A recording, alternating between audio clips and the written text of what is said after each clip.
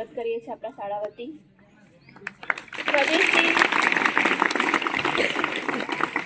સ્વદેશી ચળવળ આમ તો શરૂઆત કરનાર ગાંધીજી હતા. સ્વદેશી શબ્દની સાથે જ આપણને ગાંધીજીની યાદ સંભાળે છે. સ્વદેશી વસ્તુઓ શું છે? આપણા આર્થિક તંત્રમાં સ્વદેશી વસ્તુઓના અપનાવવાથી શું ફાયદો થાય છે અને એનું શું મહત્વ છે, એના વિશે આપણે આજે જાણવાનું છે. હું જયેશભાઈને વિનંતી કરીશ કે તેઓ થોડી માહિતી આપણને આપે સ્વદેશી વિશે. Can you hear me properly? Okay. ચલો પ્રશ્ન એવો થાય પહેલા પ્રશ્ન તો થવો જ જોઈએ ને કે આ પ્રોગ્રામ શાના માટે છે. પ્રોગ્રામ નામ છે સ્વદેશી.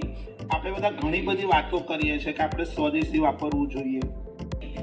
એના ઉપર ટેક્સ શું થઈ ગયો? વધારી દીધો. એના કારણે બીજા દેશની વસ્તુ કેવી થઈ ગઈ હશે? મોંઘી થઈ ગઈ હશે. અને પોતાના દેશની વસ્તુ સસ્તી થાય એટલે લોકો પોતાના દેશની વસ્તુ લે અને એના જ કારણે એ વ્યક્તિ રાષ્ટ્ર પ્રમુખની ચૂંટણીમાં જીતી ગયો. નામ ખબર પડી ગઈ? અમેરિકાના રાષ્ટ્રપ્રમુખ ડોનાલ્ડ ટ્રમ્પ. સ્વદેશી એટલે શું? મેઇન વસ્તુ સમજો. સ્વદેશી એટલે આપણા દેશમાં બનેલી વસ્તુ. એ બહારની કંપની બનાવે તો પણ ચાલે અને આપણા દેશની કે આપણા જ દેશમાં બને તો પણ ચાલે. બહારના દેશની કંપની જો અહીંયા ટ્રમ્પ સાહેબ એવું કીધેલું કે તમારે વેપાર કરો તો કરો, પણ એ કંપનીઓ તમે અમારા દેશમાં સ્થાપો. કોના દેશમાં સ્થાપો? જેથી શું ફાયદો થશે મને કહો તો? એમના દેશમાં કંપની સ્થપાશે તો ફાયદો શું થશે? આપણા મોદી સાહેબે પણ એવું કીધેલું. એપલની કંપની શું કીધેલું? તમારે ફોન બનાવો એપલના તો કોઈ જ વાંધો નથી, પણ તમે ફોન કઈ કંપની ક્યાં બનાવો? તમે અમારા ભારત દેશમાં બનાવો.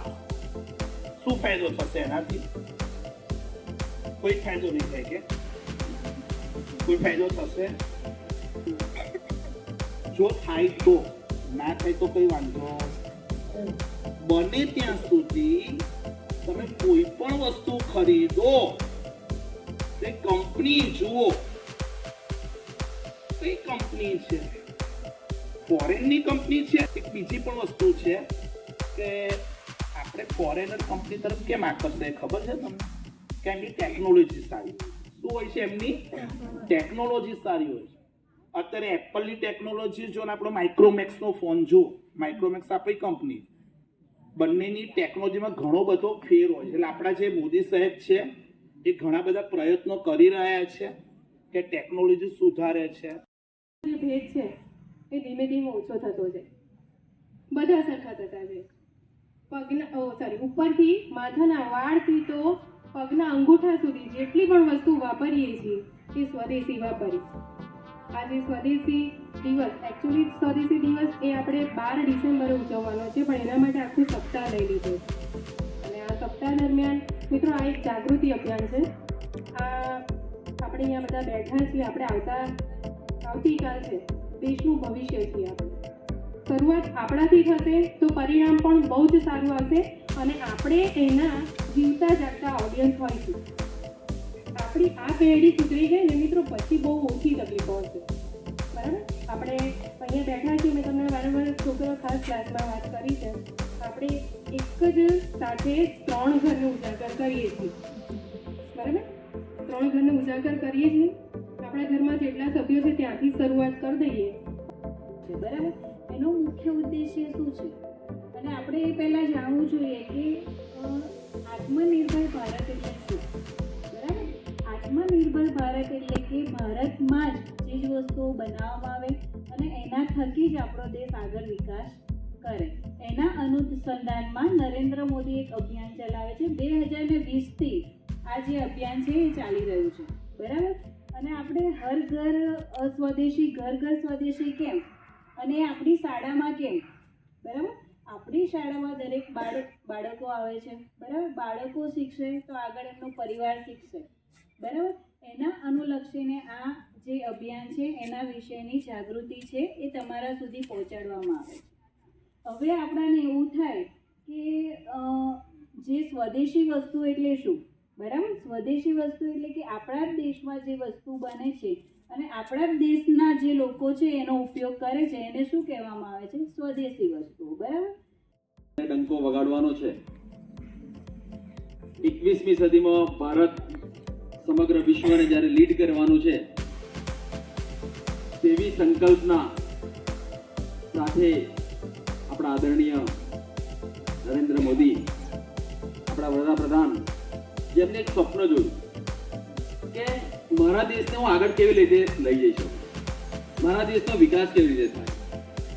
આપણને 80 વર્ષ થયા, 8 દાયકાથી આપણો ભારત દેશ સ્વતંત્ર બન્યો.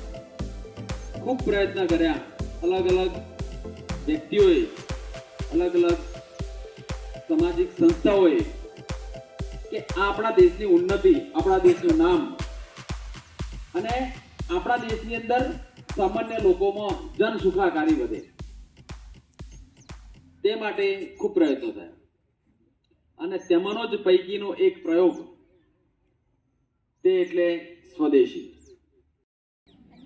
એક તો હસ્તકલા અને ભરતકામ. હસ્તકામ ઘણું બધું છે, ઘણા બધા રીતે પેલા હાથી કાપડમાંથી સીવીને બનાવે છે, બધા અલગ અલગ ભીત ચિત્રો ઉપર એ કરીને બનાવે છે. તમે જો ભરત ગૂંથણ એ છે ને, આપણા ભારતની અમે ગુજરાતની બહુ મોટી એ હતી, કલા હતી. આજે નામશેષ થઈ ગઈ છે. દરેક સ્ત્રી ગુજરાતની, સ્પેસિફિક ગુજરાતની દરેક સ્ત્રી જ્યારે પરણીને જતી ને ત્યારે ભરત. પછી બીજો એક બિઝનેસ છે જે તમે શીખી શકો, સ્મોલ બ્યુટી પાર્લરનો. કારણ કે એમાં બધાને રસ છે. બ્યુટી પાર્લર ફાવે, બધાને ફાવે એવું શીખી શકાય. પોતાનો રસનો વિષય છે. વાળ કાપવા, હેર કટિંગ કરવું, મેકઅપ કરવો, પછી વીડિંગ મેકઅપ. અત્યારે છે ને પેલું છોકરીઓ લગ્ન હોય ત્યારે તૈયાર કરવા જાય, એના માટે અરે 1 લાખ રૂપિયા આપે છે. એ હર્બલ અને ઓર્ગેનિક પ્રોડક્ટ્સનો ઉપયોગ. સમજો કે આપણે ઘણા લોકો શું છે, આયુર્વેદિક દવાઓ વેચે છે, પછી મોઢે ચોપડવાનું નાન તેલ બધું અલગ અલગ બધું ઘણું બધું આવે છે, સિરપો વેચે છે, તેલ વેચાય, સાબુ વેચાય, અગરબત્તી બનાવવાનું. તમે જો આ સાહેબના વાઈફ છે મેડમ પ્રાજક્તાબેન, એ સાબુ બનાવે છે. આ શિયાળાના સાબુ અત્યારે ભલે નથી પણ બનાવે છે ને, તો એ બનાવીને સરસ રીતે વેચે છે. વેચવા માટે નથી, ઘરના માટે બનાવે. પણ એ અત્યારે મારા વાઈફ છે ને, એણે એક બિઝનેસ ચાલુ કર્યો છે. એનો ડ્રોઈંગનો બહુ શોખ છે. શાનો શોખ છે? ડ્રોઈંગ. એટલે પેલી ડ્રોઈંગની ફ્રેમ છે, પેલા જે કવર્સ હોય ને એના પર સારું ડ્રોઈંગ કરવાનું, એને એવો બિઝનેસ ચાલુ. ચાદર હોય ને, મોટી બેડશીટ હોય ને, તેના પર સરસ ડ્રોઈંગ કરવાનું. અને એની લગભગ એક મારા રોજિંદા જીવનમાં હું વધુમાં વધુ ભારતીય વસ્તુઓનો ઉપયોગ કરીશ અને આયાતી વસ્તુઓની જગ્યાએ સ્વદેશી અપનાવીશ. ઘર, કાર્યસ્થળ અને સમાજમાં ભારતીય ઉત્પાદનોને પ્રાથમિકતા આપીશ. પણ 3 વિદેશી વસ્તુઓના બદલે 3 સ્વદેશી વસ્તુઓનો ઉપયોગ કરીશ. જેવી કે ટૂથપેસ્ટ, સાબુ, ટૂથબ્રશ. પર્યટન સ્થળોને પ્રાથમિકતા આપીશ.